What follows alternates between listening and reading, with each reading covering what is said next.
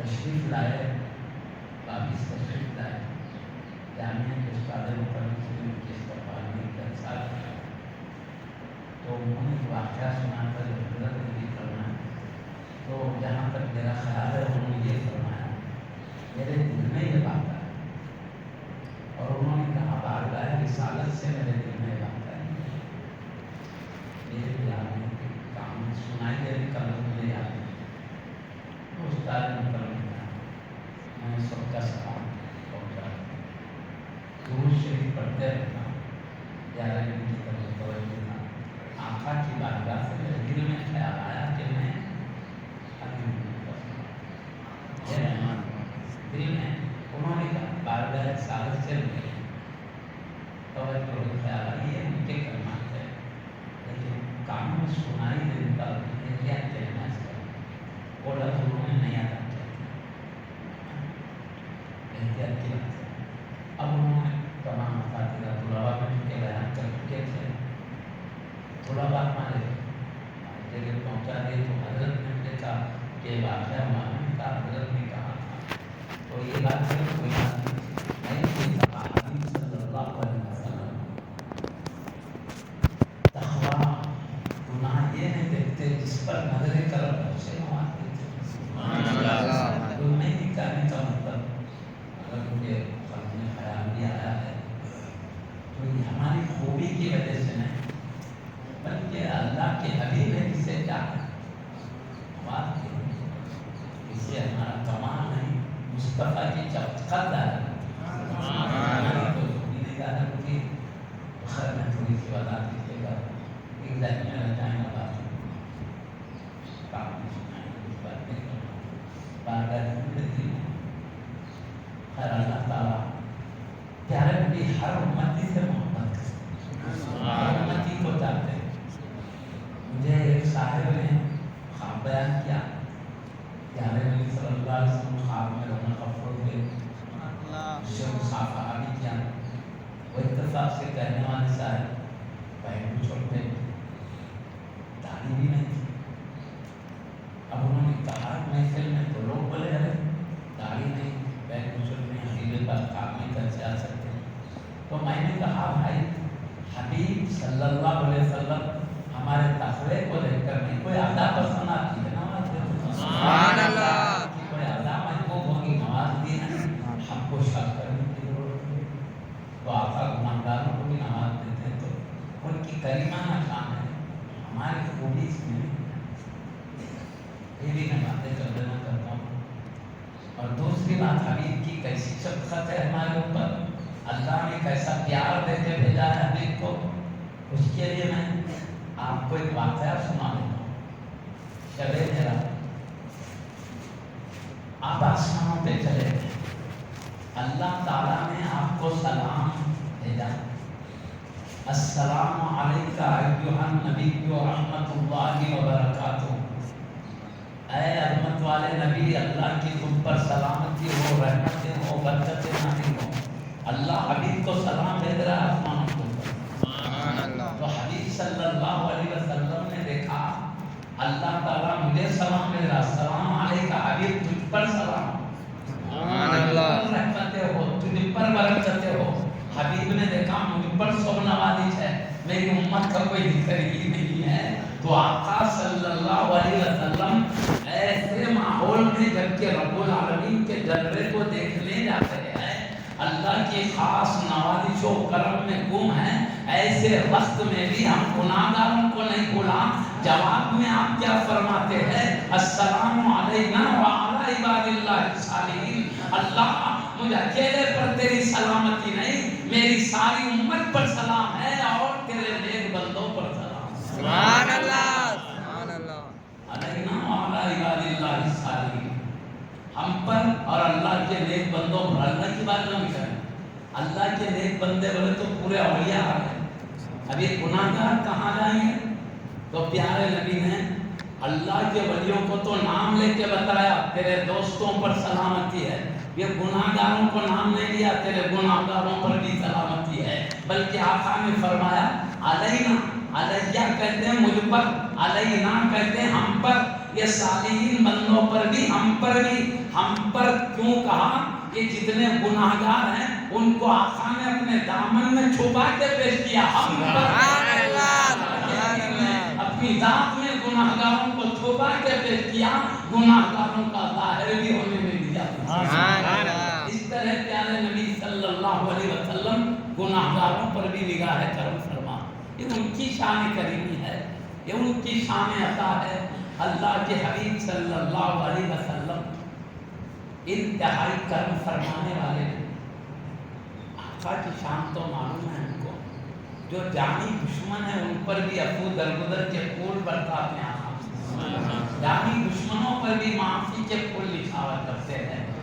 تو جو غلام آقا کے قدموں میں جان نچھاور کرنے والا ہو، ان پر کرم کا کیا عالم ہوگا؟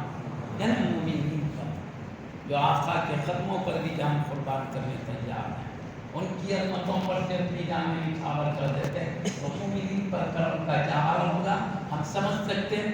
اس لیے اللہ پاک نے پیارے نبی محمد رسول اللہ صلی اللہ علیہ وسلم کی شان بیان کرتے ہیں، قرآن کریم میں بیان فرمایا، ایک خوبی نہیں کئی خوبیاں اللہ نے بیان فرمائی، اور اللہ بے گنتی عظمتیں، خوبیاں، اوصاف اپنے حبیب کو عطا فرمائے، جس میں سے تورات میں کچھ بیان کیا، زبور میں کچھ، انجیل میں کچھ، قرآن میں کچھ۔ اس طرح اللہ پاک نے حبیب کی عظمتوں کو اتنا پھیلا دیا۔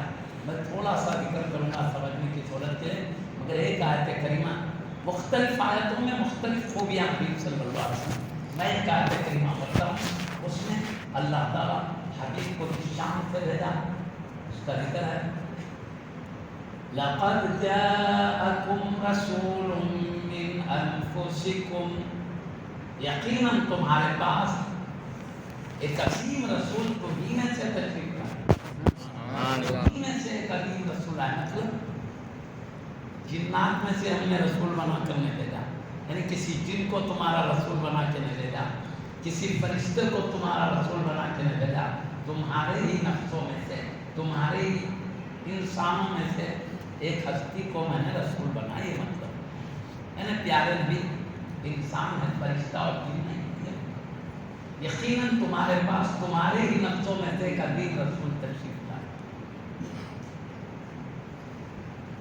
اب آگے کیا فرماتا اللہ پر، عزیز علیہ، یہ ایسے رسول ہیں ان پر بہت سخت گزرتا ہے۔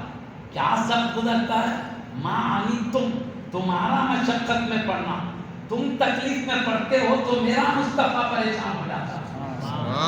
حریص علیکم، تمہاری بھلائی کا بہت حریص ہے، ہمیشہ میرے حبیب کی خواہش یہ ہے امت کو بھلائی مل جائے، امت کو خیر مل جائے، امت کو نجات مل جائے۔ اسی لیے حبیب صلی اللہ علیہ وسلم दिन भर उम्मत को हिदायत की तालीम दे रहे हैं, कुरान का दर्स दे रहे हैं, उम्मत को गुमराही के अंधेरों से निकाल कर हिदायत की रोशनी की तरफ ला रहे हैं। दिन भर मशक्कत में लगे हैं, दिन भर उम्मत के लिए राहतों का इंतजाम कर रहे हैं। किसी तरह मेरी बात मान ले ताकि मरने के बाद इनकी खबर जन्नत बन जाए, ताकि महशर का मैदान राहत की जगह बन जाए, ताकि ये जन्नत के मुस्तहक हो जाए, ताकि ये जहन्नम से बच जाए, ताकि ये अल्लाह के जलवा देखने के लायक बन जाए, ताकि ये जन्नत में रहकर अंबिया की खुर्ब और औलिया की सोहबत पाने के मुस्तहक बन जाए।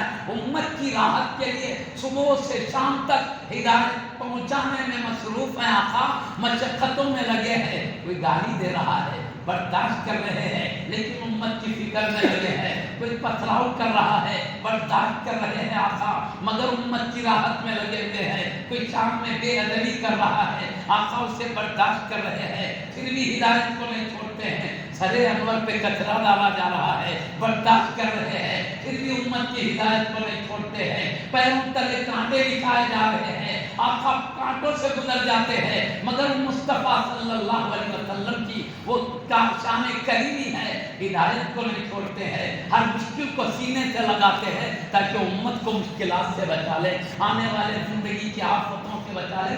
दिन भर मशक्कतों में है, रात हुई तो क्या करते हैं आका, तहज्जुद पढ़ते हैं, नमाज पढ़कर अब हाथ उठाए हुए रब के दरबार में कहते हैं, ऐ अल्लाह मेरी गुनाहगार उम्मत को माफ फरमा दे, ऐ अल्लाह मेरी गुनाहगार उम्मत को दरगुजर फरमा दे।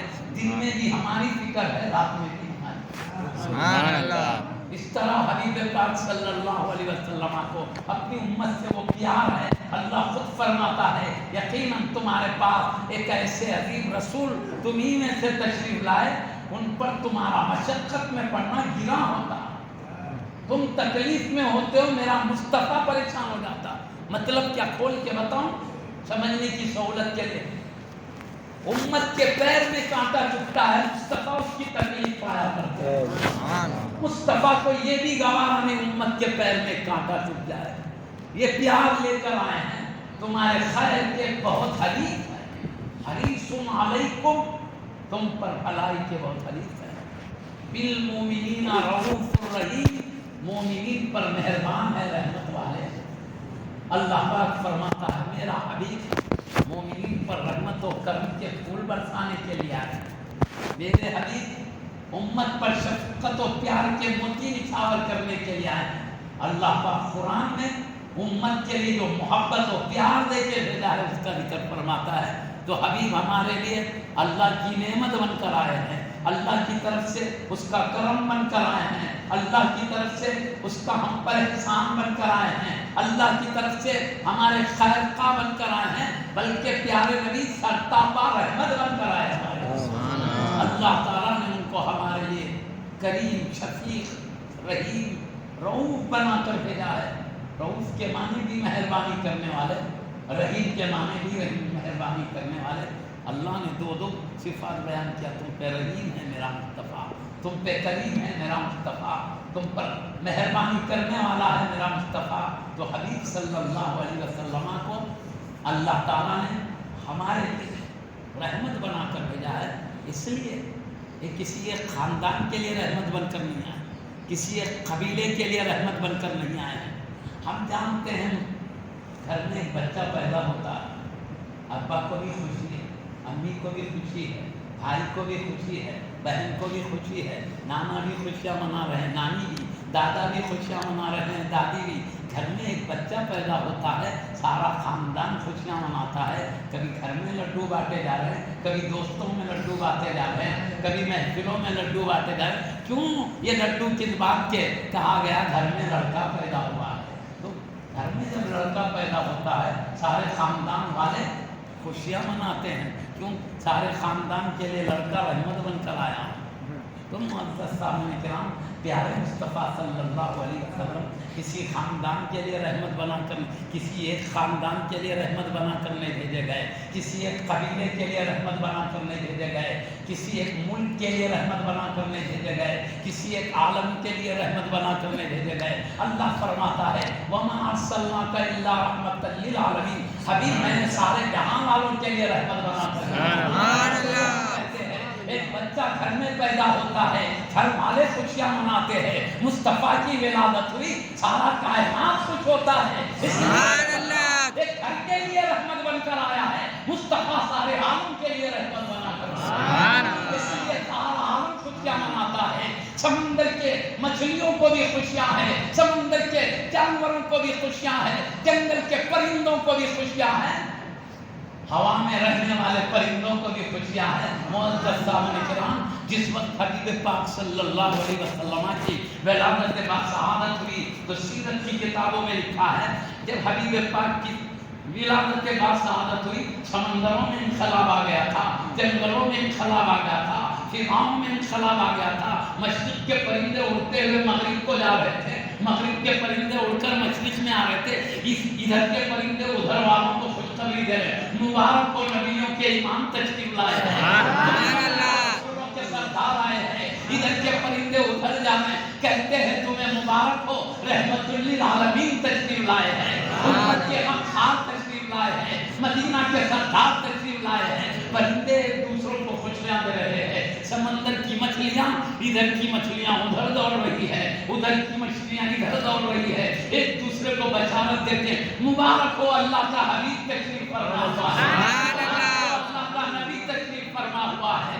اس طرح سمندر کی مچھلیاں ایک دوسرے کو خوشخبریاں دے رہی تھی، اور یہی نہیں جنگل کے سارے جانور ایک دوسرے کو خوشخبریاں دے رہے تھے، بلکہ آسمان کے تمام فرشتے خوشیاں منا رہے تھے۔ اللہ کا حکم تھا اے فرشتوں جنت کے تمام دروازے کھول دو، میرا حبیب پیدا ہو رہا ہے۔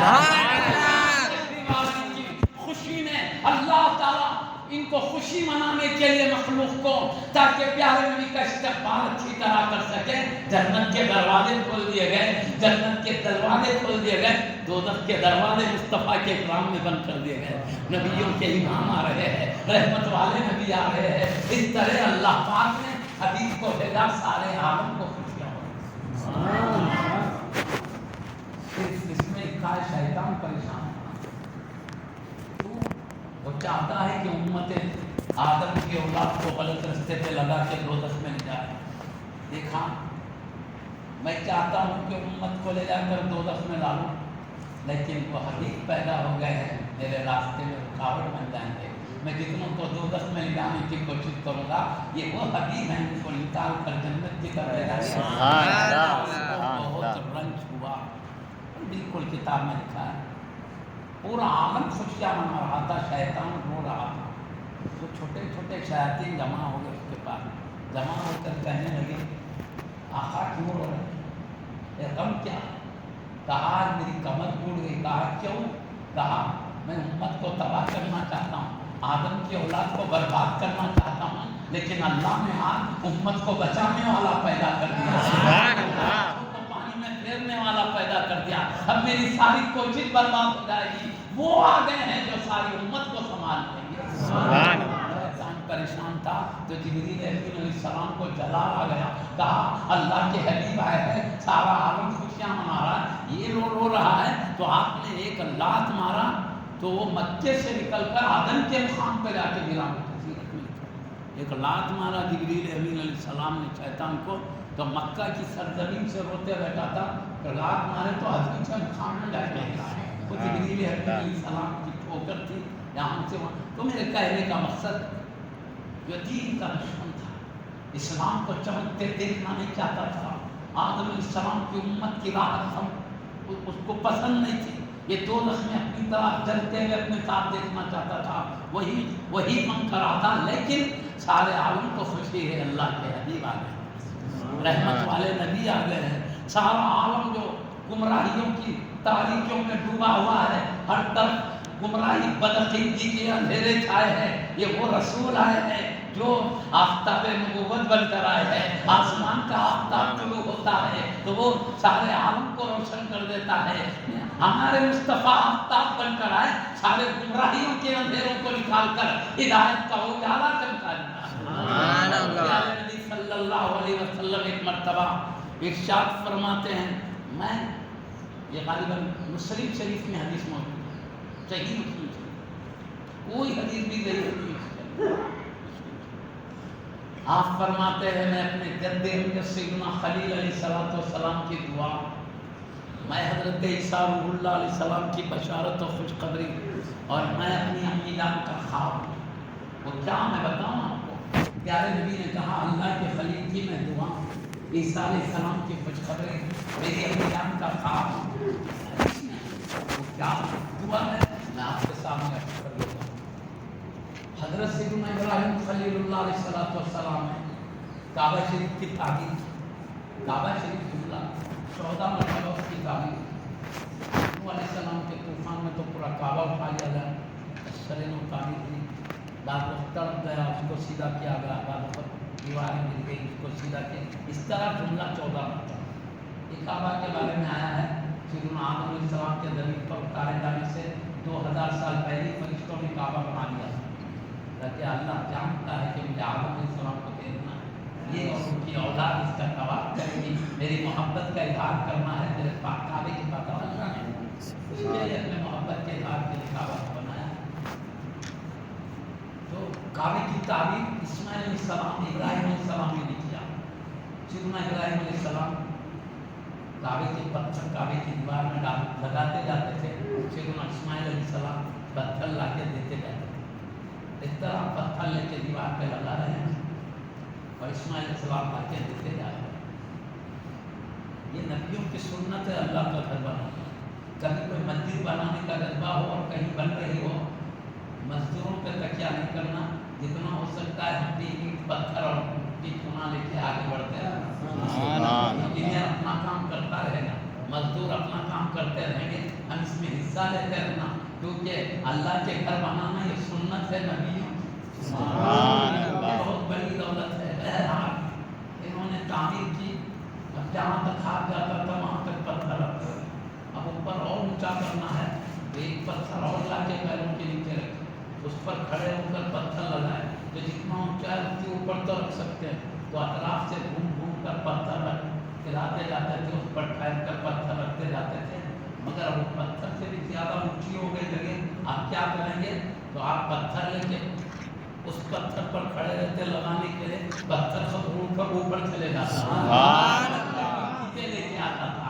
اس طرح آپ نے ایک پتھر پر کھڑے ہو کر پورے کعبے کی تعمیر کی، وہ اڑ کے لے کے بھی جاتا تھا، پتھر رکھتے نیچے لاتا تھا، اس طرح کعبے کے اطراف گھومتے گھومتے خلیل علیہ السلام نے پوری اونچی دیوار تیار کی، وہ پتھر ہی کعبے میں مدد کرتا رہا، اور خلیل علیہ السلام کا قدم تھا، اللہ کے نبی کا قدم ہے، پیارے نبی کے جد کریم سیدنا ابراہیم خلیل اللہ علیہ السلام کا قدم ہے، اس لیے وہ پتھر جانتا تھا یہ اللہ کے نبی کا قدم ہے، اس لیے اتنا نرم پڑ گیا۔ پتھر سخت ترین چیز ہوتی ہے لیکن نبی کے لیے اتنا نرم پڑ گیا، موم بن گیا۔ آپ کا قدم مبارک جو پڑا تو موم کی طرح نرم پڑ گیا، تو قدم خلیل علیہ السلام کا نشان پتھر پر بیٹھ گیا۔ آج بھی وہ نشان قدم موجود ہے، جہاں پر کعبہ کی شہر میں مقام ابراہیم کے نام سے وہ پتھر ابھی بھی رکھا ہوا، لوگ اسے غور سے دیکھتے ہیں۔ اللہ تعالیٰ نے کیسے پتھروں کو بھی بتا دیا ہے میرا نبی ہے، نبی کا قدم ہے، تو وہ پتھر بھی نرم پڑ جاتا ہے نبی کے ساتھ، نشان قدم ہے۔ تو جب تعمیر مکمل ہوئی اسی پتھر پر کھڑے رہ کر آپ نے دعا کیا تھا، ربنا وابعث فیہم رسولا منہم یتلو علیہم آیاتک ویعلمہم الکتاب والحکمت ویزکیہم۔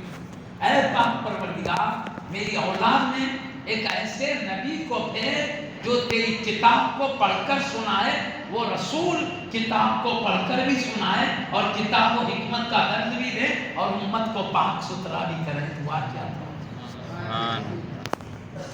انک انت العزیز الحکیم، اے اللہ بے شک کوئی عزت والا حکمت والا۔ دعا کیا تو جیسی خلیل علیہ السلام نے دعا کیا، اللہ نے ویسی شان سے مصطفیٰ کو بھیجا۔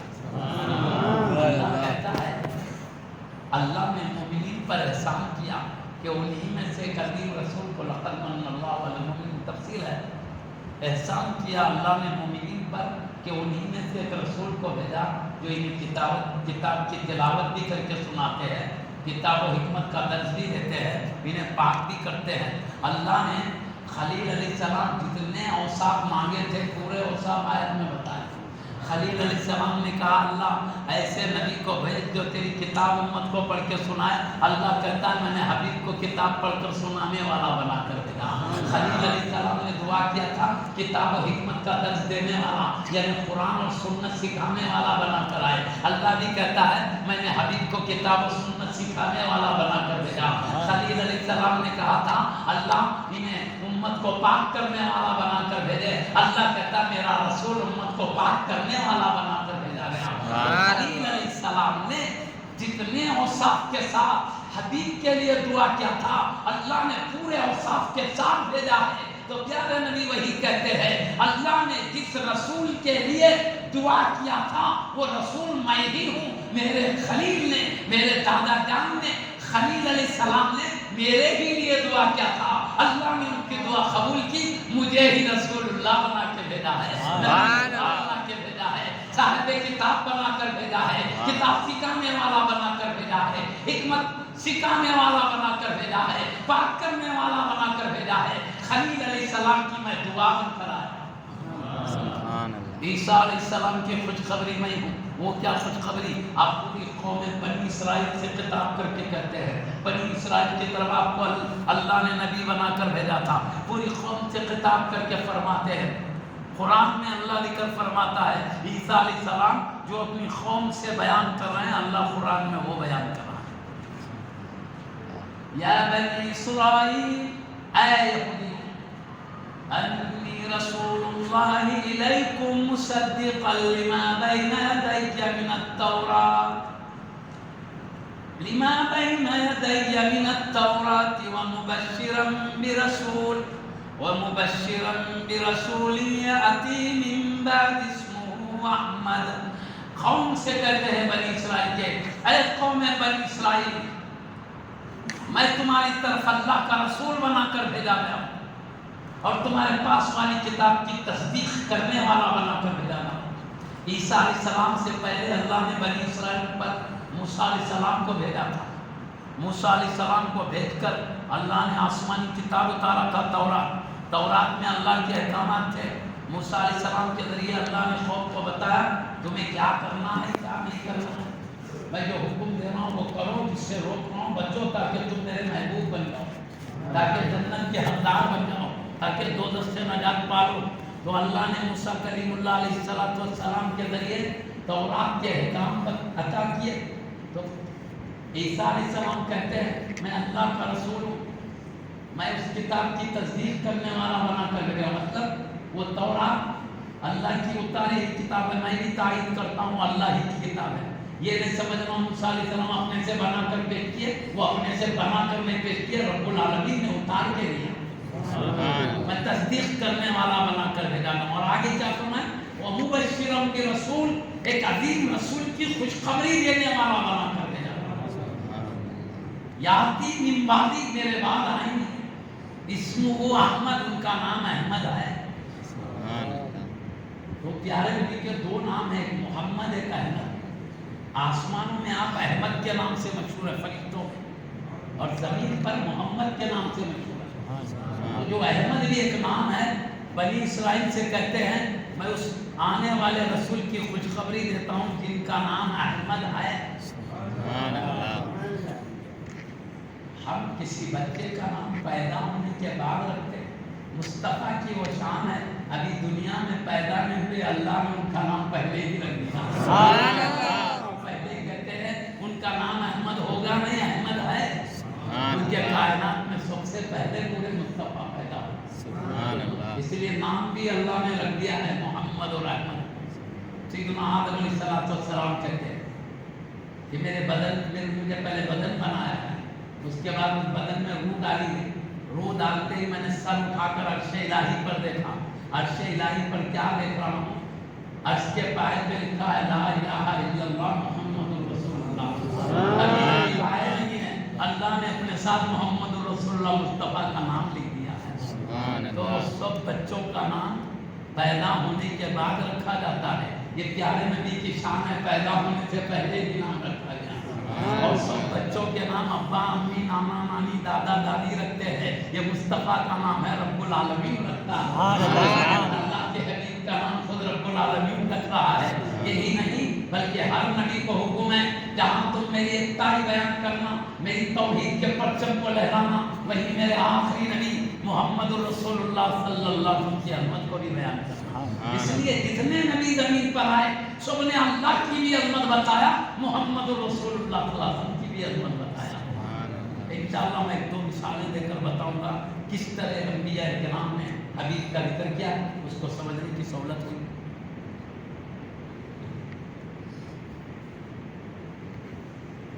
بعض بدعتیں ہوتی ہیں، نہیں ایجادات، بدعت ہوتی ہے، نہیں ہوتی ہے مگر اچھی ہوتی ہے، فائدہ ہوتی ہے۔ تو بدعت 2 قسم کی، ایک اچھی ہے بری، جس سے شریعت کو نقصان پہنچے وہ بری بدعت، جس کو فائدہ پہنچے وہ اچھی بدعت، یہ بھی بدعت ہے۔ صحابہ کے زمانے میں نہیں تھی، تابعین کے زمانے میں نہیں تھی، یہ بات کی اجازت مگر بڑی اچھی ہے، لوگوں کو فائدہ ہوتا ہے۔ تھوڑے لوگوں کے بجائے بہت زیادہ لوگ آواز سے فائدہ اٹھاتے ہیں، تو جس سے فائدہ ہو وہ اچھی بدعت، جس سے نقصان ہو وہ بری بدعت۔ سمجھے؟ میلاد منانا صحابہ نے نہیں منایا، ہم جیسا مناتے، تابعین نے نہیں منایا جیسا ہم مناتے، صحابہ منائے ہیں مگر ہم جیسا مناتے ویسا نہیں۔ ہم کیا کرتے ہیں؟ پوسٹر چھپاتے، تاریخ لکھتے ہیں، وقت بتاتے، یہ ٹائم میلاد کا ذکر ہونے والا، یہ ٹائم میلاد کا جلسہ ہونے والا، یہ ذکر کرتے پوسٹر میں۔ صحابہ کرام کبھی نہیں کرتے تھے کہ یہ ٹائم میلاد النبی کا بیان ہونے والا، یہ وقت ہونے والا، یہ جگہ ہونے والا ہے، یہ نہیں بیان کرتے تھے۔ تو اس طرح ٹائم مقرر کرنا، جگہ مقرر کر کے، وقت مقرر کر کے بلانا، یہ بدعت ہے۔ صحابہ نہیں کرے، تابعین نہیں کرے، تابعین نہیں کرے، بعد والوں نے یہ طریقہ نکالا۔ ہاں وہ ذکر کر رہے ہیں مگر کیسے؟ بغیر تاریخ مقرر کریں گے، بغیر دن مقرر کریں گے، بغیر جگہ مقرر کریں گے، وہ ذکر کر رہے ہیں۔ ہم لوگ ٹائم مقرر کر کے، جگہ مقرر کر کے، باضابطہ اعلان کر کے کرتے، ایسا ذکر انہوں نے نہیں کیا۔ تو اس طرح کا ذکر کرنا بدعت ہے، لیکن یہ بدعت حسنہ ہے، اچھی بدعت ہے، ان لوگوں کو فائدہ پہنچتا ہے، بدعت ہے مگر اچھی، بری نہیں ہے، اچھی ہے۔ جیسا میں ایک مثال دوں آپ کو، صحابہ نے کعبے کا طواف کیا ہے مگر زمین پر کیا، چلچلاتی دھوپ میں کیا ہے، نیچے کے زمین کے حصے میں کیا۔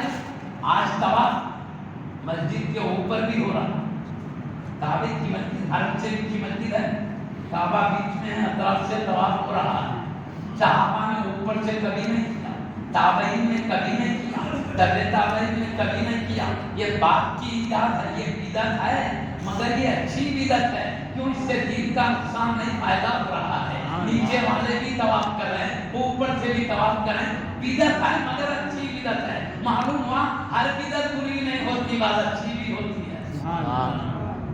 صحابہ نے صحیح صفا مروا کی صحیح کی ہے، صفا سے مروا، مروا سے صفا، صحابہ نے بھی دوڑے ہیں، تابعین بھی دوڑے ہیں، تابعین بھی دوڑے ہیں مگر چلچلاتی دھوپ میں دوڑے ہیں۔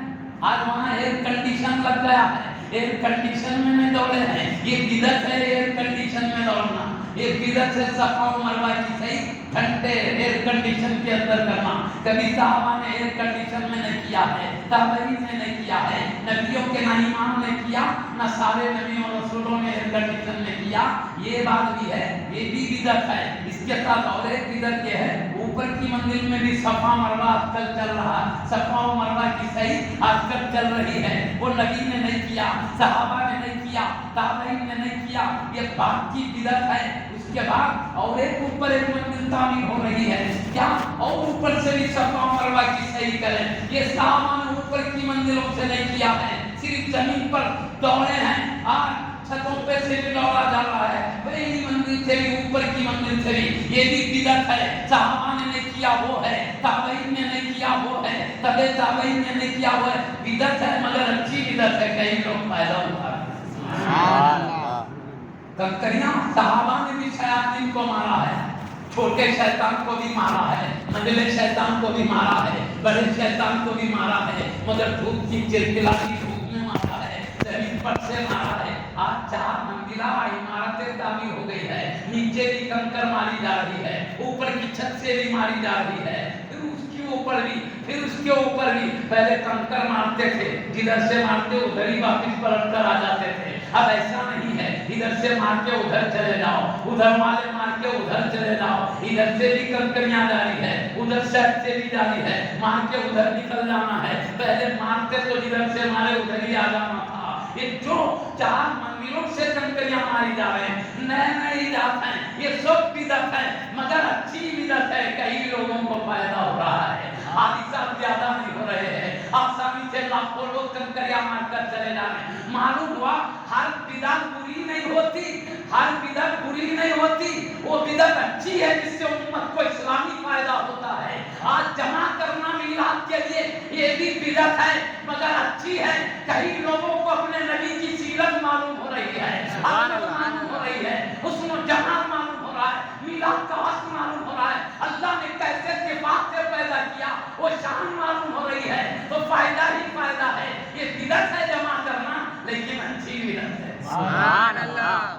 بعض بدعتیں ہیں مگر اچھی ہے، اچھی وہ ہے جس میں اسلام کا فائدہ ہو، امت کا فائدہ ہو، اور جو نقصان ہے وہ بری بدعت ہے۔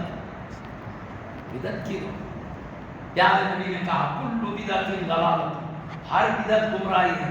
تو وہ بدعت اصطلاحی معنی میں، اصطلاح کی بدعت اور ہے، لغت کی بدعت اور ہے۔ لغت میں بدعت نئی چیز کو کہتے ہیں، نئی ایجاد کو کہتے ہیں، اور اصطلاح شریعت میں بدعت وہ نئی ایجاد جس سے شریعت کو نقصان پہنچے، جو اللہ رسول کے حکم کی مخالفت میں ہو، صرف اسی کو بدعت کہتے ہیں۔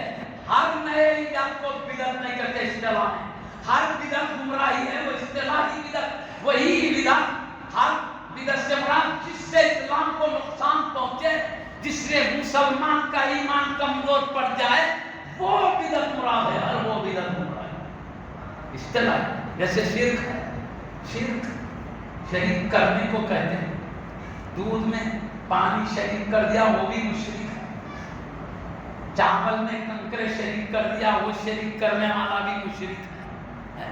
شریک کرنے والے کو لغت میں کہتے ہیں، اور اصطلاح شریعت میں ہر ایک کو مشرک نہیں کہتا۔ بولتے مشرک دوزخ میں ہمیشہ رہے گا، بولتے مشرک دوزخ میں ہمیشہ رہے گا، کبھی بھی نہیں نکلے گا۔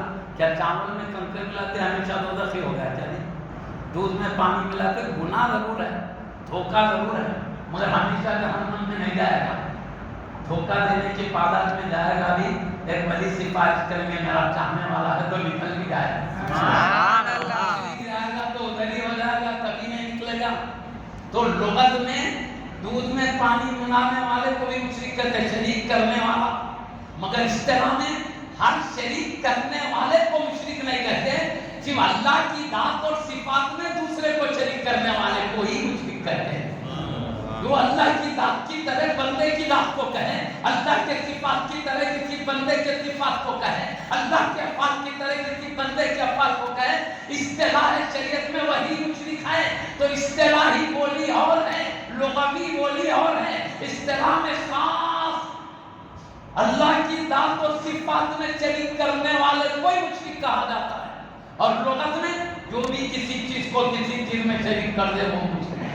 بدعت بھی ایسا ہے، لغت میں جو نئی ایجاد ہے وہ بدعت ہے، لیکن اصطلاح میں صرف اللہ رسول کی مخالفت میں جو بات ہو، دین کو نقصان پہنچانے وہی بدعت ہے اصطلاح میں، جو اچھی ہے وہ بدعت ہی نہیں ہے اصطلاح میں۔ تو یہ کلو بدعت جبران اسلام کو جس سے نقصان پہنچے، بدعت اس کو کہا گیا ہے۔ اس لیے امام شافعی رضی اللہ عنہ بدعت کی تعریف کرتے ہوئے فرماتے ہیں، عظیم مجتہد ہے، وقت کے نجیب ہے، خطب سے بڑا درجہ ان کا ہے۔ وہ ارشاد فرماتے ہیں البدعۃ ما خالف الکتاب والسنہ، بدعت وہ ہے جو کتاب اللہ سنت رسول اللہ کی مخالفت ہے، مخالفت نہیں ہوتی ہے بلکہ الٹا دین کی تائید ہوتی ہے، وہ بدعت ہے مگر اچھی بدعت ہے۔ اسی لیے پیارے نبی نے فرمایا، مسلم شریف کی حدیث سے سنا ہے، من سن فی الاسلام سنتا حسنتا، جو اسلام میں اچھا طریقہ جاری کرتا ہے فلہو اجرھا، اچھا طریقہ پہلے نہیں تھا، صحابہ کے زمانے میں نہیں تھا، تابعین کے زمانے میں نہیں تھا، تابعین کے، یہ بعد والے کسی نے جاری کیا تو پیارے نبی کہتے ہیں اسلام میں جو اچھا طریقہ جاری کرے اس کو ثواب ملتا ہے جاری کرنے کا۔ اچھا طریقہ جاری کرنے والے کو جہنمی نے کہا، مصطفیٰ نے کہا ایجاد کرنے کا ثواب ملے گا، وَأَجْرُ مَنْ عَمِلَ بِهَا، اور اس نئے طریقے اچھا طریقہ ہے، اس پر جتنے لوگ عمل کرتے رہیں گے ان کو بھی ثواب ملے گا، اور ان کا ثواب بھی ایجاد کرنے والے کو ملے گا۔ ایجاد کرنے والے کو، کیونکہ ایجاد کرا بول کے تو کوئی شخص کر سک رہا ہے، تو ایجاد کرنے والے کو اچھے کام کرنے والے کا ثواب بھی ملے گا، اور اس کے عمل میں کوئی کمی نہیں ہوگی۔ اب برا طریقہ وہ جرم ہے، من سن فی الاسلام سنتا سیئتا، جو اسلام میں برا طریقہ جاری کرے گا فعلیہ وزرھا، تو اس پر برا طریقہ جاری کرنے کا گناہ ہوگا، وزر من عمل بها، اور برے طریقے پر جو لوگ عمل کریں گے ان کا بھی بوال ایجاد کرنے والے کو ہوگا، من غیر ينقص من اوزارهم شیء، برے کام کرنے والوں کے گناہ کم کر کے ایجاد کرنے والے کو گناہ نہیں دیا جائے گا، برے طریقے پر عمل کرنے والے کے گناہ اس کو بھی ملیں گے، اور اس کا بڑا گناہ برا طریقہ جاری کرنے والے کو بھی ملے گا۔ سمجھنا بات ہے؟ تو یہ جو میلاد کا طریقہ ہے اچھا طریقہ ہے، برا نہیں، ورنہ اصل میلاد کا ذکر تو سارے صحابہ نے کیا، تابعین نے کیا، تابعین نے کیا، فرض اتنا ہے وہ بلا بلا کر نہیں کیے ہیں، ہم بلا بلا کر کرتے ہیں، فرض ذکر کا اتنا ہی، وہ کیسے ذکر چلے میں بتاؤں، تقریباً 150 صحابہ صحابیات تابعین تابعیات کو ملاؤ تو تقریباً 150 حضرات ہوتے ہیں جو اپنے اپنے گھروں میں اپنے اپنی محفلوں میں پیارے نبی کے میلاد کا ذکر کیا کرتے تھے، کہتے تھے یہی دن ہے حبیب پاک کا میلاد ہوا، یہی وقت ہے میلاد ہوا، یہ ٹائم ہوا، اس شامتے میں یہ تذکرہ موجود ہے۔ اگر صحابہ کرام ذکر میلاد نہ کرتے تو ہم کو معلوم ہی نہیں ہوتا مصطفیٰ کی میلاد کب ہوئی ہے، کس شام سے ہوئی ہے، یہ دن بھی معلوم ہوا روایتوں میں پڑھ کر، ہم کو وقت بھی معلوم ہوا روایتوں میں پڑھ کر، مہینہ بھی میلاد کا معلوم ہوا حدیثوں میں پڑھ کر معلوم ہوا، حدیث میں ذکر میلاد ہی نہ ہوتا تو ہم کو کیا پتہ چلتا، معلوم ہوا صحابہ نے ذکر کیا ہے تبھی تو تابعین کو معلوم ہوا، تابعین نے ذکر کیا ہے تبھی تو بعد والے تابعین کو معلوم، انہوں نے ذکر کیا بعد والے محدثین کو معلوم ہوا، ذکر مصطفیٰ تو میلاد شریف تو صحابہ سے آج تک چلا آ رہا ہے۔ فرق یہ ہے وہ جہاں بیٹھتے وہیں ذکر کر دیتے تھے، ہم بلا بلا کر ذکر کرتے تھے۔ نعرہ تکبیر، نعرہ رسالت، یا رسول اللہ۔ یہ فرق کیوں ہوا میں بتاؤں، صحابہ کرام کو بلانا نہیں پڑتا تھا، صحابہ کی زندگیاں الگ تھی، پیارے نبی نے تربیت کر کے ان کا ماحول دینی بنا دیا تھا، اس لیے ان کو بلانا نہیں پڑتا، ہمیشہ وہ خود جمع ہوتے، جمع ہو کر وہ خود ذکر میلاد کرتے تھے، کبھی سیرت بیان کر رہے ہیں، کبھی آقا کی ادائیں بیان کر رہے ہیں، کبھی آقا کا حسن و جمال بیان کر رہے ہیں، کبھی آقا کا خوف خدا بیان کر رہے ہیں، کبھی خشیت ربانی بیان کر رہے ہیں، کبھی تقویٰ بیان کر رہے ہیں، وہی تمام باتیں تو حدیث میں موجود ہے، وہ جہاں جمع ہو جاتے آقا ہی کا تو ذکر ہوتا تھا، ان کو جمع کرنے کی ضرورت نہیں تھی، وہ خود ذکر کے لیے جمع ہو جایا کرتے تھے۔ آج کا ماحول بدل رہا ہے، سب دنیا میں مصروف ہے، کوئی سینما میں گھر میں نظر آتا ہے، کوئی شراب خانے میں نظر آتا ہے، کوئی گاہ بازاروں میں گلی گلوچ میں مصروف نظر آتا ہے، کوئی چغل خوری غیبت کی محفل میں نظر آتا ہے، ذکر و دینام دینی ماحول ہے ہی کہاں، صحابہ کی طرح ذکر مصطفیٰ کا کہاں ہو رہا ہے، وہاں تو برائیاں بیان کرنے سے فرصت نہیں ہے، وہاں تو مومن بھائی کی عزتوں سے کھیلنے سے فرصت نہیں ہے، اس لیے آج دنیا میں پھنسے ہوئے ہیں، ذکر کرنے والے نہیں ہیں، اس لیے ٹائم مقرر کر کے وقت مقرر کر کے ان کو کم سے کم یہ بتایا جا رہا ہے صحابہ کی طرح ہر وقت ذکر مصطفیٰ نہیں کرتے تو نہیں کرتے، کم سے کم میلاد کے مہینے میں تو ذکر کے لیے جمع ہو، جمع انہیں کیا جاتا ہے جو خود جمع ہونے تیار نہیں ہے، اس لیے جمع کیا جا رہا ہے، صحابہ خود جمع ہوتے تھے ذکر کے لیے، جمع کی ضرورت ہی نہیں، پوسٹر لکھنے کی ضرورت ہی نہیں تھی، تاریخ بتانے کی ضرورت نہیں تھی، انہیں خود معلوم تھا مصطفیٰ جہاں ہے وہاں موجود ہو جاتے تھے. آقا تشریف لانے میں دیر ہے, آقا کے آنے تک آقا کی عظمتیں بیان ہوتی تھی, حسن و جمال بیان ہوتا تھا, ذات کے کمالات بیان ہوتے تھے. جب ذات مصطفیٰ آئی بیان ختم کر دیتے تھے. اب ذات کا بیان ہو رہا تھا, اب ذات کا دیدار کرنے میں مجبور ہے. حسن و جمال بیان کر رہے تھے, اب مصطفیٰ آ گئے ہیں, حسن و جمال دیکھنے میں مجبور ہو گئے ہیں. کہاں صحابہ کے برابر ہم کو ملا ہے, وہ ہم کو صرف نبی کا حسن و جمال بیان کر رہے ہیں. صحابہ تو حسن و جمال دیکھتے بیٹھا کرتے تھے, ہم تو ذات کے اوقات بیان کر رہے ہیں. ان کو تو اللہ نے ذات عطا کر دیا تھا, وہ ذات کی محفلوں میں بیٹھنے کا شرف تھا. ہم تو آقا کی سیرت بیان کر رہے ہیں, وہ تو مصطفیٰ کی زبان سے پیارے پیارے دین کے باتیں ڈائریکٹ مصطفیٰ سے سنتے تھے, ڈائریکٹ اپنی آنکھوں سے سیرت دیکھتے تھے. ہم صرف سن رہے ہیں, وہ سورت دیکھا کرتے.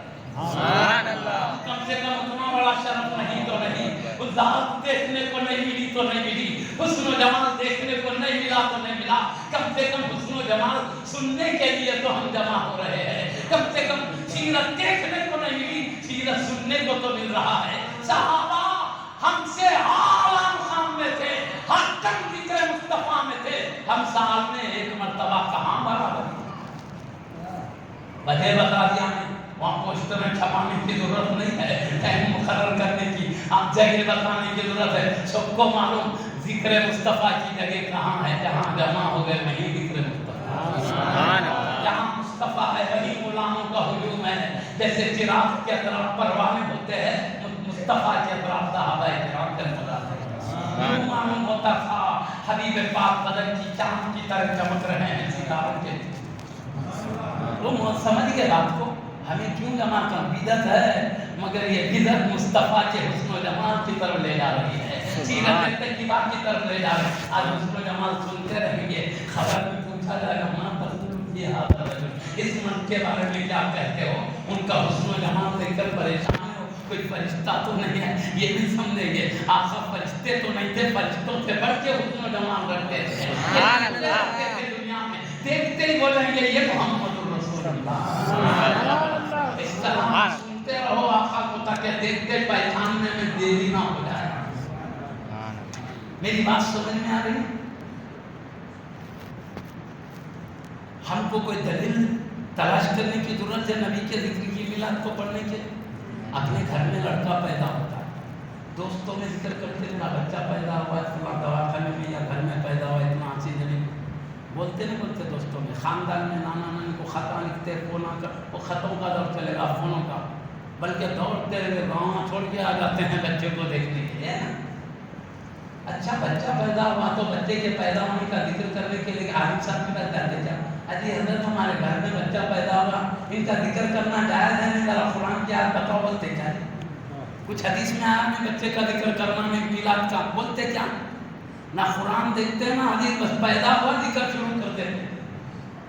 اپنے بچے کا ذکر کرنے کے لیے پیدائش کا قرآن حدیث میں چاہیے, نبیوں کے سلطان کے ذکر کے لیے قرآن کی دلیل چاہیے, جی حدیث کی دلیل حبیب کے لیے چاہیے. ارے سنو میں کہتا ہوں, اللہ جب نعمت دیتا ہے تو خوش ہونا اللہ نے فطرت میں رکھا ہے. کچھ مصیبت آئی تو ہم فطرت میں رکھا ہے, خوشی منانے کے لیے دلیل دیکھی نہیں جاتی, فطرت خود اللہ کی نعمت پر خوشیاں منا. سبحان اللہ. بچہ پیدا ہوا دلیل دیکھی نہیں جاتی, اللہ فطرت میں رکھا ہے, رب کا انعام ملا, خوش ہو جاؤ. مصطفیٰ سے بڑھ کے کیا نعمت ہے. اپنی اولاد پر وہ خوشی نہیں ہوگی, اپنے خاندان پر وہ خوشی نہیں ہوگی, جو آقا کی نعمت اللہ نے دیا ہے وہ جو خوشی ہوگی. اس کو دلیل کی ضرورت نہیں ہے, یہ تو اللہ فطرت میں رکھا ہے, انعام ملے تو خوش ہونا, مصیبت آئے تو غم کرنا, دلیل نہیں چاہیے, یہاں فطرت میں رکھا ہے اللہ. تھوڑا عہدہ ملا تو خوشی منا, دوستوں میں بھی کر, بولتے کیا عہدہ ملا تو خوشی منانا جائز ہے, نہیں ذرا آیت میں بتائیے مفتی صاحب. وہاں نہیں پوچھتے, لڑکی کے لیے فتوا ہے, لڈویاں بانٹتے. ارے گھر میں بچہ پیدا ہوا ہے, گھر والے لڈویاں بانٹ لیتے رشتہ داروں میں. مصطفیٰ پیدا ہوا, سارے امت ہی لڈویاں بانٹتے ہیں. وہ گھر کا بچہ گھر کے لیے نعمت بن کر آیا ہے, مصطفیٰ سارے جہاں کے لیے رحمت بنا کر. یہ ساری امت کو خوشی ہے. گھر میں لڑکا پیدا ہوا ہے, پھر گھر والوں میں لڈو بٹ رہے ہیں. مصطفیٰ پیدا ہوئے, سارے عالم کے امتیوں میں لڈو سمجھ گئے؟ خوشی میں مانتا ہوں. میں نے آپ کو دیا اس لیے سبحان اللہ تعالیٰ شیطان کو پیدا کیا، وہ دل میں وسوسے ڈالتے رہتا ہے، جتنے وسوسے اس کو دور کرنے کے لیے آتا ہے. میرا مقصد صرف اصلاح ہوتا ہے. ایسے وسوسے آتے رہے تو ذرا غور کرے اپنے خاندان کے بچوں کی. ہاں ایک بات بتاؤں، کافر لوگ جس کی پوجا کرتے ہیں، بات سے کافروں میں وہ جس کی پوجا کرتے ہیں ان کی پیدائش مناتے ہیں، پیدائش مناتے ہیں. عیسائی لوگ عیسیٰ علیہ السلام کی پیدائش کا دن مناتے ہیں. ہم کہتے ہیں عیسائی مشرک، ہم کہتے ہیں کفر رکھنے والے جو اپنے معبود کی میلاد منا رہے ہیں وہ مشرک ہیں. ہم کہتے ہیں مشرک ہیں. تو اب ایک سوال پیدا ہوا، یہ کافر لوگ اپنے معبود کی پیدائش منائے وہ مشرک، عیسائی عیسیٰ علیہ السلام کی پیدائش منا رہے یہ مشرک ہے، تو ہم نبی کی پیدائش منائے تو ہم کوئی مشرک نہیں ہیں؟ جب عیسائی عیسیٰ علیہ السلام کی پیدائش منا رہے وہ مشرک ہے. کافر اپنے معبود کی اپنے معبود کی میلاد منا رہے وہ شرک ہے، ان کی پیدائش منا رہے وہ شرک ہے. ہم نبی کی میلاد منائیں یہ شرک کیوں نہیں ہے؟ تو میں بتاؤں، یہ پیدائش منانے سے مشرک نہیں بن رہے ہیں. یہ جس کی پیدائش منا رہے ہیں اس کو معبود سمجھ رہے ہیں، اس لیے شرک ہے. اللہ کے سوا کوئی معبود نہیں. انہوں نے اپنی طرف سے مخلوق کو معبود کہا. ان کا معبود سمجھ کر ذکر کرنا شرک ہے، خالی ذکر کرنا شرک نہیں، معبود سمجھنا شرک ہے. عیسائیوں کا عیسیٰ علیہ السلام کی پیدائش کا ذکر منانا شرک نہیں ہے. عیسیٰ علیہ السلام کو اللہ کا بیٹا سمجھنا یہ شرک ہے، معبود سمجھنا یہ شرک ہے. تو شرک ان کا میلاد منانا نہیں ہے. جن کی یہ میلاد منا رہے انہیں معبود سمجھ رہے ہیں، انہیں اللہ کا بیٹا سمجھ رہے، اس لیے مشرک ہے. میلاد منانے سے مشرک نہیں ہے. نبی کو معبود سمجھنے کی وجہ سے، اللہ کا بیٹا سمجھنے کی وجہ سے، کیوں اللہ تنہا اکیلا معبود ہے، اس کے ساتھ کوئی شریک نہیں ہے عبادت میں. اور اللہ کا کوئی بیٹا باپ خاندان کچھ نہیں ہے. اللہ خاندان ناطے رشتوں سے پاک ہے، پاک ذات کی طرف اللہ کا بیٹا کر کے منسوب کیا، اس لیے مشرک ہے. ان مشرکوں نے جو جن کی عبادت کرتے ہیں انہوں نے معبود سمجھ کر عبادت کیا. میلاد منانا اس لیے شرک ہے. خالی پیدائش منانے تو شرک نہیں ہوتا، معبود کو معبود سمجھنے کی وجہ سے شرک ہو رہا. اسی لیے ہم بچے کو خدا سمجھ کر اپنے بچے کو میلاد نہیں مناتے، اللہ کا بندہ سمجھ کر مناتے ہیں. اس لیے اپنے بچوں کی میلاد منانے سے شرک نہیں ہوتا، اس لیے کہ ہم نے معبود نہیں سمجھا، اللہ کا بندہ سمجھا ہے. اسی طرح ہم نبیوں کا میلاد مناتے ہیں. عیسیٰ علیہ السلام کی میلاد عیسائی بھی مناتے ہیں، مگر معبود سمجھ کر، اللہ کا بیٹا سمجھ کر، اس لیے وہ مشرک ہے. ہم بھی مناتے ہیں عیسیٰ علیہ السلام کی ولادت، لیکن معبود سمجھ کر نہیں، اللہ کا بیٹا سمجھ کر نہیں، نبی اللہ سمجھ کر مناتے ہیں، رسول اللہ سمجھ کر مناتے ہیں، روح اللہ سمجھ کر مناتے ہیں، کلمت اللہ سمجھ کر مناتے ہیں، اللہ کا محبوب بندہ سمجھ کر مناتے ہیں. جیسے اپنے بچے کو اللہ کا بندہ سمجھ کر میلاد مناؤ، کچھ بھی گمراہی نہیں ہے. اللہ کے نبی کو نبی سمجھ کر مناؤ، کوئی گمراہی نہیں.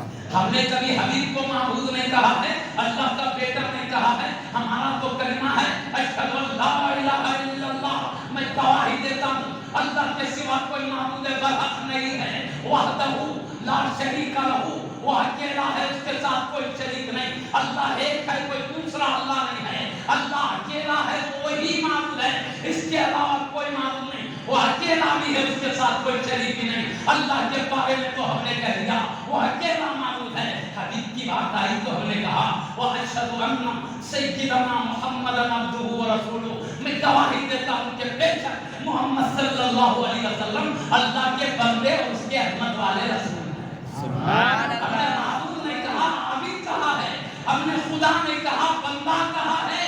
ہم نے رسول اللہ کہا ہے، اللہ نے کہا ہے. ہم نے حبیب اللہ کہا ہے، ابن اللہ نے کہا ہے. تو جو شان رکھتے ہیں ان کی شان کے ساتھ منانا شرک نہیں ہے، بلکہ نبیوں کی میلاد مناؤ ایمان کو خالی کر دیتا ہے. سبحان اللہ. زندگی میں خلاف پیدا کر دیتا ہے. شرک کب ہوتا ہے میں بتا دیا، سمجھ رہے ہیں.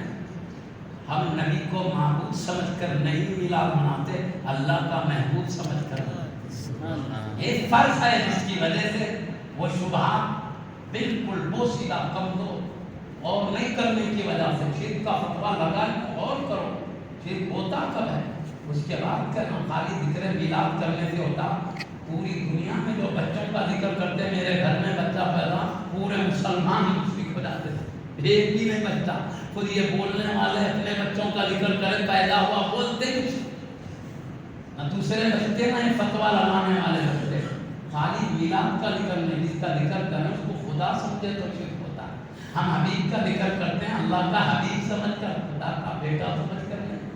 عیسائیوں کی طرح ہمارا عقیدہ نہیں. اگر ان کی طرح ہوتا تو حبیب اللہ خدا معبود کرتے. ہمارا کلمہ خود بتا رہا ہے مصطفیٰ کو کیا کہتے ہیں. ہم بندے کہتے ہیں مگر یہ بھی فرق ہے. بندے ضرور ہیں مگر ایسے شان والے بندے اللہ نے ایسے عظمت والا بندہ پیدا ہی نہیں کیا ہے نہ قیامت تک کرے گا. اور رسول بھی ایسے ہی جیسا رسول اللہ نے کبھی پیدا نہیں کیا ہے. مصطفیٰ اپنی کمال رسالت میں تنہا. جو رسول ہیں یہ رسولوں کے سردار ہیں. سردار مصطفیٰ اکیلے ہیں اور کوئی رسول نہیں ہے. سب نبی ہیں. مصطفیٰ خاتم النبیین ہے. مصطفیٰ اکیلے خاتم النبیین ہے. ان کے ساتھ کوئی دوسرا شریک نہیں ہے. خاتم النبیین فرق سمجھ رہے. رسولوں میں ان کا کوئی مثل نہیں. نبیوں میں کوئی مثل نہیں. عام بشر میں ان کا مثل کہاں پہ نکلتا ہے. علامہ اقبال رحمۃ اللہ علیہ شعر کا ہے کیونکہ شریعت کے تابع اس لیے قابل قدر شعر ہے. دنیا میں بہت ڈھونڈا محمد کا جواب. ثانی تو بڑی چیز ہے سایہ مصطفیٰ کے جیسا ڈھونڈا تو ان کی تمام دور کی بات ہے. مصطفیٰ کا سایہ کی دنیا میں حدیث میں ہے. مکہ شریف میں دیگر حدیثوں کا حوالہ دے کر لکھا ہوا کیا اس کے راوی صحابی رسول حضرت سیدنا ذکوان رضی اللہ تعالیٰ عنہ. آپ فرماتے ہیں پیارے نبی صلی اللہ علیہ وسلم کا سایہ مبارک نہ سورج کی روشنی میں نظر آتا تھا نہ چاند کی چاندنی میں نظر آتا تھا. اللہ سایہ پڑھنے نہیں دیتا. تو بات شاعر لوگ کہتے ہیں ان کا اپنا میدان ہے. شاعر لوگ کہتے ہیں اللہ نے حبیب کا سایہ اٹھا کر رکھا ہے محشر میں گناہگار امت کا سایہ کرنے کی. اس شاعروں کا اپنا مزاج ہے. اور ہمارے بانی جامع شیخ الاسلام عارف باللہ حضرت سیدی حافظ امام محمد انوار اللہ شاہ فاروقی بانی جامع نظامیہ جن کو پیارے نبی مدینہ گئے تھے آخر کے قدموں میں حج کرنے گئے. وہاں سے نبی پاک چاہتے تھے کہ وہیں رہ جائیں تو خواب میں اشارہ ہوا دھکن کرو صحیح عقیدہ پھیلاؤ صحیح علم پھیلاؤ. تو حبیب نے خواب میں اشارہ کر کے دھکن دیا. سبحان اللہ. آپ چاہتے تھے قدموں میں رہ جائیں تو نبی کا اشارہ بتا رہا ہے تم کو اکیلے قدموں میں رہنے اللہ نے پیدا کیا. کھڑوں کو قدموں میں پہنچانے پیدا کیا. اشارہ ہوا تو آئے. حضرت ایک وجہ بتاتے ہیں سایہ کیوں نہیں پڑھنے دیا اللہ نے. اس کی وجہ سے یہ بانی جامعہ صلی اللہ فرماتے ہو بھی رکھوں. آپ فرماتے ہیں اللہ نے اس لیے سایہ پڑھنے نہیں دیا. ہمیشہ حبیب جہاں ہوتے تھے غلاموں کا وہاں ہجوم ہوتا تھا. ادھر مصطفیٰ ادھر صحابہ. ابھی ادھر جا رہے مدینہ کی اس گلی میں صحابہ ساتھ ہیں. اس گلی سے گزر رہے صحابہ ساتھ ہیں. محفل میں بیٹھے صحابہ ساتھ ہیں. اور جب اٹھتے آقا دوبارہ آنا ہے تو رومال شریف رکھ کے جاتے تھے تاکہ عاشقوں کو معلوم ہے میں کہیں آنے والا ہوں تاکہ وہ بے چین نہ ہو جائیں. جدائی کا غم نہ ان کو تکلیف دے. آنے کی امید میں بیٹھے رہیں تاکہ دوبارہ نوازا جائے. تو رومال شریف رکھ کے جاتے تھے. اگر آنے کے لیے بہت دیر ہوتی تو رومال شریف کے ساتھ چلے جاتے تھے. تو صحابہ کرام سمجھ لیتے رومال دیکھ کے سمجھتے آقا آنے والے یہیں بیٹھے رہتے تھے. اور آقا رومال خانوں پر ڈال کے چلے جا رہے ہیں اپنے بدنے انور پر ڈال کے چلے جا رہے ہیں. تو صحابہ آقا کو دیکھتے رہتے جہاں گزر رہے ہیں دیکھتے رہتے. اور آقا کسی اپنے ازواج مطہرات کے گھروں میں کسی گھر میں داخل ہوتے تب تک دیکھتے رہتے تھے. جب گئے تو تب اپنے گھروں کو چلے جاتے. تو صحابہ کا کیا طریقہ تھا. آقا کدھر بھی گزر رہے ہیں ساتھ ساتھ ہوتے تھے. آقا بیٹھ گئے وہاں ساتھ بیٹھ جاتے تھے. اب جہاں مصطفیٰ بیٹھے ہیں مجلس میں وہاں صحابہ بیٹھے ہیں. اس کو جلسہ کہتے ہیں. مصطفیٰ جہاں بیٹھے ہیں سارے صحابہ وہاں بیٹھے ہیں اسے جلسہ کہتے ہیں. مصطفیٰ ادھر سے گزر رہے ہیں صحابہ ساتھ ساتھ گزر رہے ہیں اسے جلوس کہتے ہیں. ہم سال میں ایک مرتبہ مصطفیٰ کا جلسہ مناتے ہیں، سال میں ایک مرتبہ جلوس مناتے ہیں، صحابہ کے دل میں کئی جلسے اور کئی جلوس مصطفیٰ کے ساتھ سبحان اللہ۔ ہم ذکر نبی کا جلسہ اور جلوس کرتے ہیں، صحابہ ذات مصطفیٰ کے ساتھ جلسہ، ذات مصطفیٰ کے ساتھ جلوس میں آپ کرتے ہیں۔ سبحان اللہ۔ فرق سمجھ رہے ہیں؟ ان کو بڑی دولت ملی۔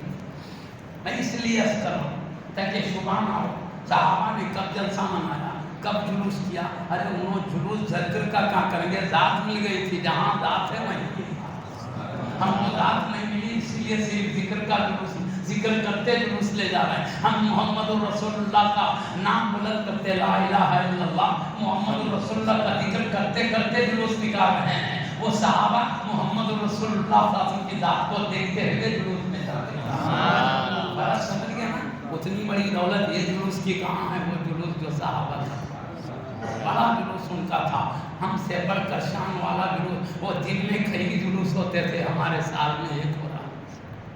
سمجھ گئے بات کو؟ جب کئی جلوس ہو سکتے ہیں صحابہ کے تو ایک جلوس کیا ہو رہا؟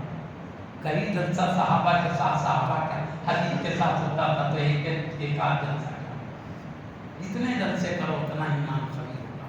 خیر میں اس لیے ایسے شکوک جو دلوں میں آتے رہتے ہیں وہ دور کرنا مقصد ہے، آئندہ ایسے کوئی شکوک آنے نہ پائے جو حدیث کی حکمتوں کے خلاف ہو، آقا کے ذکر کے خلاف ہو۔ آقا کے ذکر سے تو ہماری زندگیوں میں خلل آتا ہے، آقا کی ادائیں دیکھ کر ہم اپنے ادائیں صحیح کرتے ہیں، آقا کی سیرت سن کے تو ہم اپنی سیرت کو سدھارتے ہیں، آقا کا حسن جمال دیکھ کر تو دل میں عظمت ہوتی ہے تو جو ایمان قوی کر دیتا ہے۔ جتنی نبی کی عظمت زیادہ ہوگی ایمان اتنا قوی ہوگا، اتنا ایمان قوی ہوگا عمل کا مرتبہ اتنا بھی ہوگا۔ یہ پکی بات ہے، اس کے بھی دلائل ہے، اگر میں نہیں ہوگا تو معزز صاحب کرام میں شارفہ انداز میں کر دیتا ہوں۔ حبیب پاک صلی اللہ علیہ وسلم کو اللہ نے ہمارے لیے اپنی نعمت بنا کر دیا، رحمت بنا کر دیا، اس لیے ہم اس نعمت کا شکر ادا کرتے ہیں۔ شکر کا طریقہ یہ ہے اللہ جو نعمت دیا اس سے محبت کرے، اس کی عظمت کرے، اس نبی کی جو نعمت بن کر آئے ان کی غلامی کریں جیسے اولیاء کیا کرتے تھے، ان کی اطاعت کریں جیسے اولیاء اللہ کیا کرتے تھے۔ مصطفیٰ اس لیے بھیجے گئے ہیں، اللہ فرماتا ہے وَمَا أَرْسَلْنَا مِن رَّسُولٍ إِلَّا لِيُطَاعَ بِإِذْنِ اللَّهِ۔ اللہ نے جتنے رسولوں کو بھی بھیجا اس لیے تاکہ اللہ کے حکم سے ان کی غلامی کی جائے، ان کی اطاعت کی جائے، ان کی فرما برداری کی جائے۔ رسول بھیجے جاتے ہیں تاکہ امت ان کے غلام بن کر زندگی گزارے، ان کے بتائے ہوئے طریقے پر زندگی گزارے، ان کے طریقے پر زندگی گزارے جو بھلائی والا راستہ بن کر بتاتے ہیں۔ معزز سامعین کرام، اب ہم سمجھ سکتے ہیں کہ ہماری شکر گزاری یہی ہے، اللہ نے نعمت بنا کر نبی کو دیا ہے، نعمت کا ادب کرنا،